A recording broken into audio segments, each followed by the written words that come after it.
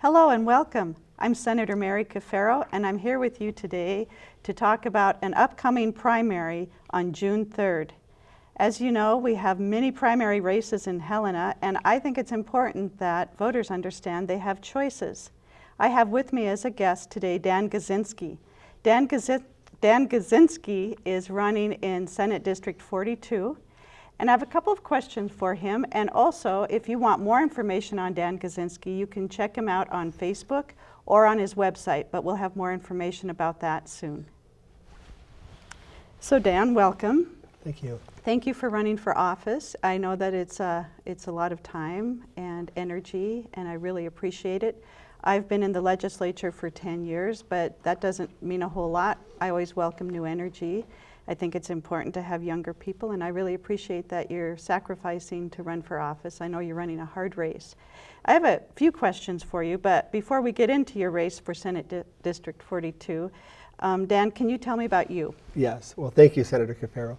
I grew up in a working class neighborhood in Michigan, had a lot of brothers and sisters, and my father was a working class individual. He was a union man for 40 years, and he worked very, very hard to make sure we had things that we needed to have. And I think probably his work ethic and his commitment to unions and workers has been a great influence on me. I always had a love of the outdoors, and for my undergraduate, I went to Lake Superior State in northern Michigan and went to school and fished and enjoyed the outdoors of northern Michigan.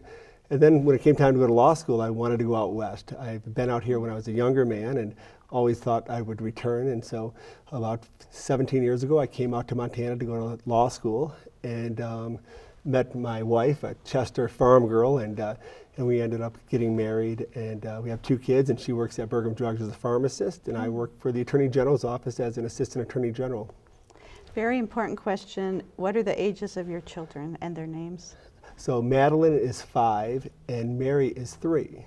Awesome, thank you.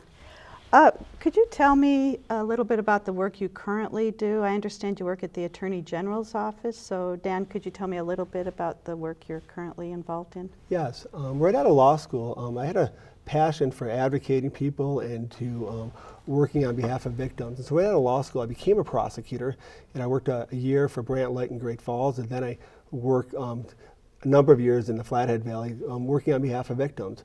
But in 2007, I came over to the Attorney General's office to work for a small bureau called Prosecution Services Bureau with the Attorney General's office. And it's a unique position because most crimes are prosecuted locally by the local county attorney.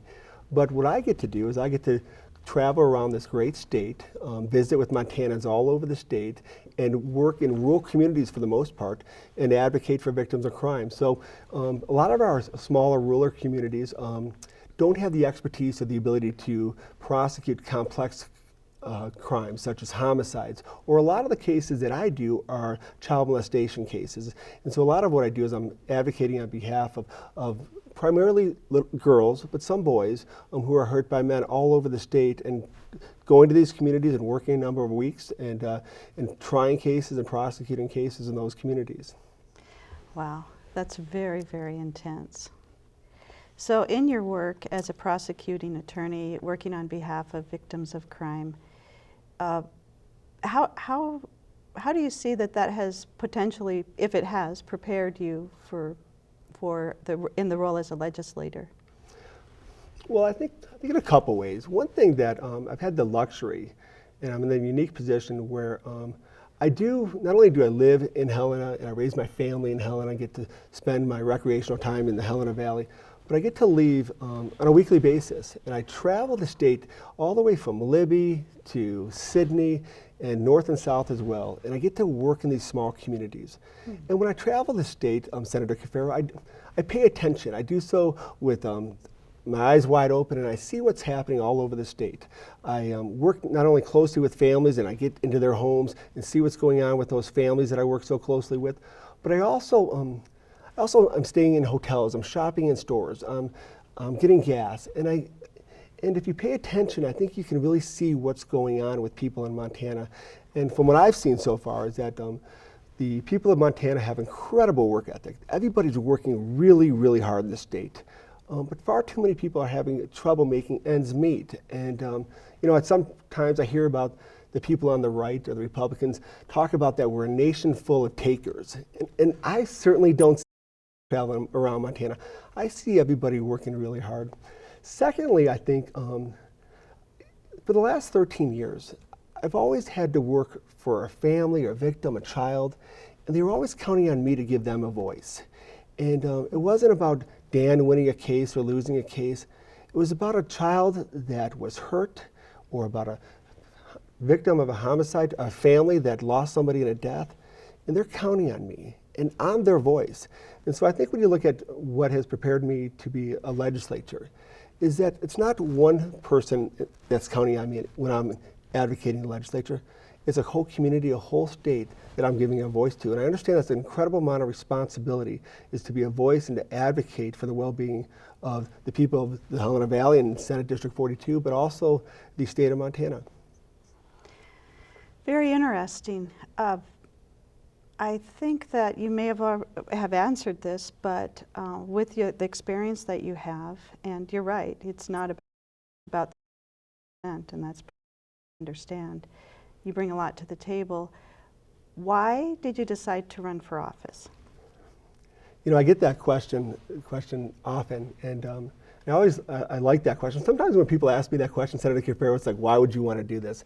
And I don't think of it that way. I think it would be an honor to serve the people of Senate District 42, and I think in this legislative session, it's an important session.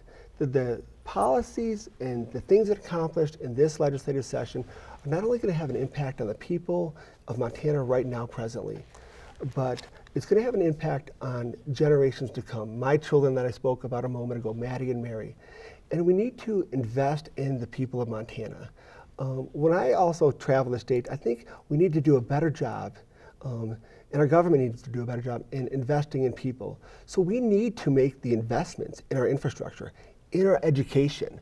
The investment we make in our education presently will determine what type of state we have in the future. We need to do these things with the understanding that they're going to have a lasting impact. I think another reason that I want to go to the legislature and work on behalf of Montana families is I think the values that I have. And when I'm talking to people on the doors, the values that I have are the same values that most Montanans have. Montanans understand fairness, they understand equity. They want somebody that will fight for the things that are important to them. They want someone to make sure that they have their children have educational opportunities, that everybody has health care. I think that is a goal that we can all get behind, that everybody has health care. They want our children to have the best education possible. They want fairness in taxation. That's an issue I hear a lot about.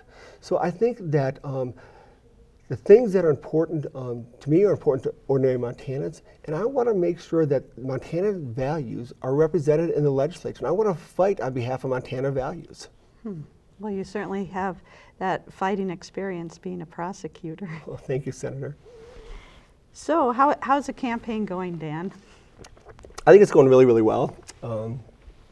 We have raised a considerable amount of money, and early on I realized, and maybe this is the way it is all over the country, but what I thought was exciting about deciding to run for the legislature is individuals had told me loud and clear that the way to be successful, and the way to be not only successful as campaigning, but as a legislature, is to always listen.